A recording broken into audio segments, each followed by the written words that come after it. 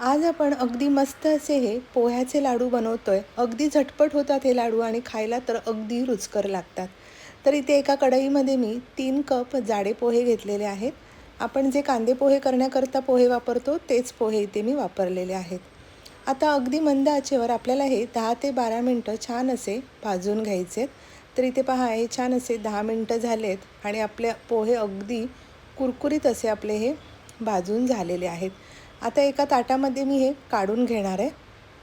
तर ते इथे सगळे पोहे मी एका ताटात काढून घेतले आणि त्याच कढईमध्ये मी 1 कप इतकं किसलेलं सुकं खोबरं घेतलेलं आहे. 3 कप पोह्यांसाठी इथे 1 कप किसलेलं आपल्याला सुकं खोबरं घ्यायचं आहे. आता खोबरंसुद्धा छान असं आपल्याला सोनेरी रंगावर परतून घ्यायचं आहे आणि त्यानंतर एका ताटामध्ये आपल्याला हे काढून घ्यायचं आहे. आता एक मिक्सरचं भांडं घेतलं आणि त्यामध्ये आपण जे पोहे भाजून घेतले होते ते सगळे यामध्ये काढून घ्यायचे आणि मिक्सरला फिरवून घ्यायचे. अगदी छान अशी याची अगदी बारीक पूड करून घ्यायचे. हे पहा, अशा प्रकारे अगदी बारीक असं वाटून घ्यायचं आहे. आता त्याच मिक्सरच्या भांड्यामध्ये आपल्याला जे आपण खोबरं भाजून घेतलं होतं ते सुद्धा घालायचं आणि एकदा फिरवून घ्यायचं आहे. तर आपले पोहे आणि सुकं खोबरं मस्त असं मिक्सरला मी इथे फिरवून घेतलं. आता ह्यामध्ये घालायचं गूळ. तर इथे मी पाऊण कप इतका किसलेला गूळ घातलेला आहे. आता गुळाचं प्रमाण तुम्ही तुमच्या आवडीनुसार कमी जास्त करू शकता.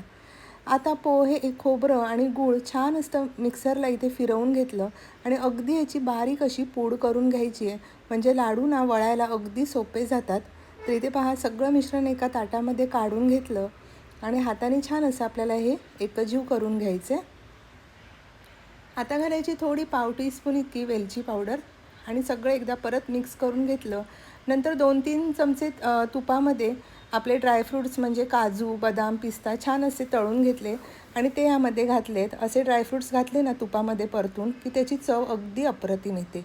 आता लगेचच लाडू वळायला घ्यायचे. अगदी भराभर असे हे लाडू वळले जातात. हे पहा, अशा प्रकारे हे लाडू ना खायला इतके छान लागतात, मुलांनासुद्धा खूप आवडतात.